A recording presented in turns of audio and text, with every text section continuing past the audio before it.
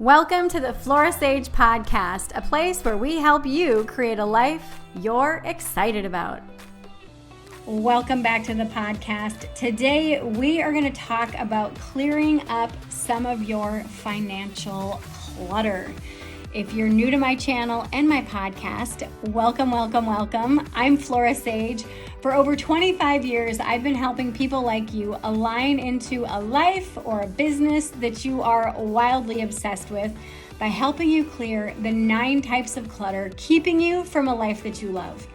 What are those 9 types of clutter? They are mental, spiritual, emotional, digital, financial, daily, body, process, and environmental clutter. Today, we're going to talk about clearing up some of your financial clutter. Now, as a caveat here, I am a Dave Ramsey certified financial coach, so I do have background in financial coaching. For those of you who are wondering why I'm talking about clearing up financial clutter, but also I've been helping people declutter their lives for the last 25 years, and financial clutter is one of those silent pieces of clutter that really throws a wrench in people's happiness. And so that's why I want to address this today. Now, some of these topics are literally, I could talk about them for days and days and days. If you want to talk more about your finances with me, click the link in the show notes, book a single session, let's talk. I have some worksheets that you can fill out if you really want to get to the nitty-gritty of all this. Without further ado, here are some ways that you can clean up your financial clutter. The first thing is, what are your numbers? What are your numbers? Normally, when I bring up financial clutter to people, they think, oh, it's just if you go negative in your account, right? No, that's one of the things. That's one of the very small things. But for the biggest part is that a lot of people don't know what their numbers are, or they don't have financial goals. So do you know what your numbers are? Have you opened all of your accounts today to see where you stand financially? Are you in the hole? How much debt do you have? What are your financial goals? If you have them at all. A lot of people just think, oh, I'm just going to work and then I'm going to retire at 65. Okay, retirement, first and foremost, is not automatic. It doesn't just magically happen at 65. It happens when you get to a number in the bank. So it's not an age, it is a number in the bank based off of the lifestyle that you want to live when you retire. So some people reach that goal at 25. Some people reach that goal at 47. Some people reach that goal never, and they end up dying on their way to work or at work. And that's really sad to say. But the key is to just figure out what type of lifestyle do you want to live and what amount of money is going to be required every year for you to sustain that type of lifestyle. Multiply that by how many years you want to, keep living after you're done working, and that's what you need in the bank. Now, of course, you have investments and you get dividends from those investments and things like that based off of your portfolio. If you have one, that's a whole other ball of wax. We could talk about that for days and days and days. But the key first is, what are your numbers? What are your numbers? Open up your bank accounts. Figure out what your numbers are. If you have credit card debt, open up those statements. What is your interest rate? How long is it going to take you to pay that off? Really get clear with the numbers that you have in your life. The numbers should be what's in your checking account, what's in your savings account, what is in your retirement account. If you have investments, what are those numbers? What are you doing with your dividends? Are they staying in your portfolio? Are they getting diversified? Are they being reinvested? Are they being deposited? What's going on with all that stuff? If you have debt, what is that balance? What is your interest rate? How much are you paying on it? How long is it going to take you to pay those off? You have to know your numbers. If you want to clear your financial clutter, you have to know your numbers. And you also have to know what your financial goals are. The third thing, so number one, what are your numbers? Number two, what is your financial goal? Like, what is that goal? When do you want to retire? What is your lifestyle that you're hoping to maintain after you retire? Number three, plug financial leaks. What does this mean? You've just looked at your accounts. Where is your money going? Do you have 2 Netflix accounts? Do you have a random charge that's coming out every month that you have no idea what it's for? Those are financial leaks. Call your bank, cancel those subscriptions, cancel those withdrawals, go to Netflix, cancel that extra, profile that you have. But give yourself permission to, when you're looking at your numbers, find those leaks that are coming out and plug those up. That's going to save you potentially thousands of dollars every single month. When I've been working with people and we go through their finances, some of them are just like, I don't know what this just keeps coming out, whatever. It's like, you don't know what this is for? No, plug it up. Stop the withdrawal. And if it's really important, they're going to contact you and say, oh yeah, that's for this. Oh shit, I totally forgot. Yes, let's start that up again. Or they never contact you and, you're saving now potentially thousands of dollars or hundreds of dollars every single month. Number 4 is to create an action plan for your money. Create an action plan for your money. This is really big because a lot of people just earn the money and then they spend the money. They don't have an action plan or a spending plan. I don't like to call it a budget because a budget feels for a lot of people restrictive. Call it a spending plan or a saving plan, okay? Whichever verbiage that you want to use that. But when you create an action plan for your money, then your money will start to work for you. An app that I absolutely love is called the Every Dollar app. This is not a sponsored podcast. I just love that app. It's really, really great for you to start to track where your money is going and for you to give a job to every single dollar that you earn. Number 5, when you need or want to go shopping, shop your house first. Shop your house first. So it's fall right now as I'm recording this, and you're like, oh, I want to get some new fall decorations, yada yada. Shop your house first. What do you already have? Can you repurpose it? Can you zhuzh it up a little bit with like a new bow or spray painting it a different color?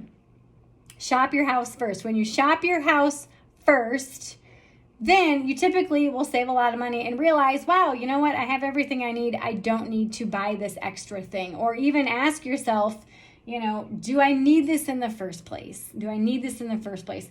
Which brings me to number 6, is shop with intentionality. Be intentional about your shopping. Be intentional about your purchases. Give yourself permission to just really ask, is this worth this money? Is this worth my time? Every time that you go to work, your boss is giving you what they value you in exchange for per hour. So if you make $30 an hour, your boss says, okay, I think that you're worth $30 an hour. So that's how you're exchanging your life, is I'm exchanging every hour of my life for $30. And I give my employer 8 hours of my life, and they give me $30 times 8. I can't do the math in my head. Whatever. Judge all you want. I'm good with that. But, that's what you're making. And so with your hard-earned dollars, are you going to exchange your life for this particular object? So start shopping really, really intentionally. The next thing is quality versus price. Quality versus price. Years ago, I needed a new kitchen table / dining room table. And several people were like, oh, why don't you just pop onto Craigslist, just get a cheap $50 table, blah, blah, blah. And I'm like, absolutely not. Full stop. No way. And they're like, why not? I said, because every time I sit down at that table, it's going to be a cheap ass, rickety $50 table. And I don't want that energy in my space. To me, that is going to cause other types of clutter. And it's going to be a frivolous purchase because I know that's not the table that I'm going to want long term. So I chose to use a card table that we already had for several months, and I shopped intentionally. I looked at what dining room table do I want to sit at, and I want to feel luxurious. I want to feel like I have a certain standard for things that I bring into my life. That might sound snobby, whatever. Like, I like what I like, and I'm not going to apologize for it. But I really wanted to have really good quality, real wood furniture that would stand having a room full of teenagers on and around it, because I'm a boy mom. And I wanted it to be an heirloom piece so that if the boys, one of them, chose to take it after I'm gone, they could. I saved up for several months and I purchased a table. I purchased 4 chairs and a bench. All were sold separately. And I also purchased a glass topper so that the top of the table would not get scratched. It was a huge investment for me at the time, but I chose to intentionally purchase these pieces, even though it was almost way out of my budget, but I knew I was going to have this table, chairs, and bench set for the rest of my life. So I invested in quality. I invested in knowing that I want to purchase this table now, and I don't want to have to repurchase the table after it breaks in 5 years or whatever. There's no clutter. There's no emotional clutter, mental, any other type of clutter associated with this table. I'm literally sitting at it right now. It's beautiful. I absolutely love it. When we shop intentionally for quality versus price, sometimes like you truly do get what you pay for. If you buy something that is inexpensive or cheaply made and it breaks, you're going to have to buy it again. So why not intentionally shop for something that you know is going to last for a long time and temporarily do without it for the time being so that you can have something of really good high quality for the future. The next thing is educating yourself. One of the easiest ways to clear up financial clutter is to educate yourself about financial issues and financial stuff. If you know nothing about investing, pick up a book on investing. If you know nothing about dividends, pick up a book. I'm sure there's one just about dividends. If you want to learn about the mindset of money, pick up a book about the mindset of money. The more that you educate yourself about money and finances and wealth, the more confident you're going to feel in making these decisions. The more confident you're going to feel when you choose to sit at a dining room table that is a card table for 6 months so that you can save up to get that dream table that you've always wanted. You're going to feel proud as hell every time you sit and you're going to be like, hell yeah, I made a really wise financial decision. This is awesome. You're going to feel so excited when you can retire when you want to, and you have those dividends coming in and those earnings from your portfolio coming in to fund your lifestyle every single month.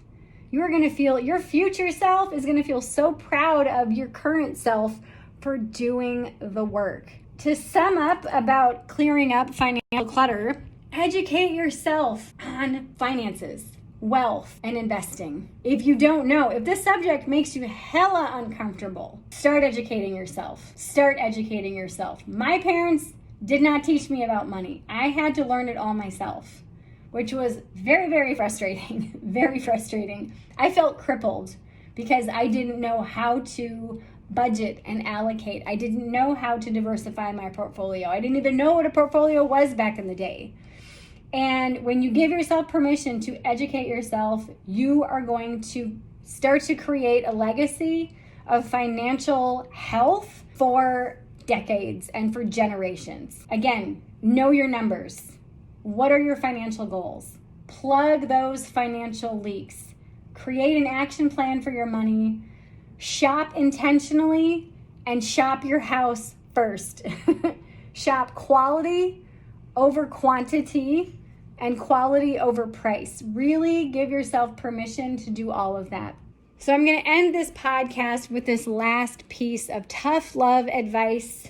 Your financial situation is your responsibility. Your parents may not have taught you about finances. And that's okay. There are tons of teachers out there. There's tons of books.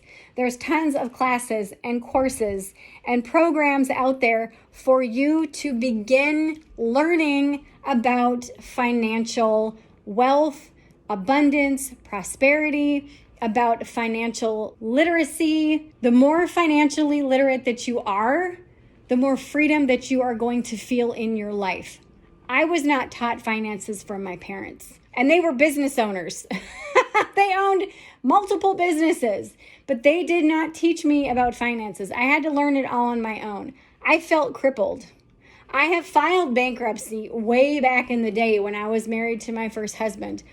That's embarrassing to admit, but it is what it is. I didn't learn about money. And after my bankruptcy, I was like, oh my God, this is bullshit. I do not like this. I do not like this. So I picked up a book and I read it. And then I read another one. And then I read another one. And half the words I didn't even understand. I felt like an idiot. I felt so stupid. So I picked up my dictionary and I looked it up. This is back in the day before Google. And I started to learn. I started to educate. Did I make a lot of mistakes? Hell yeah, I made tons of financial mistakes. But I gave myself permission to say, what do I want? Do I want to retire? Yes. What type of lifestyle do I want to retire at? What age do I want to retire at?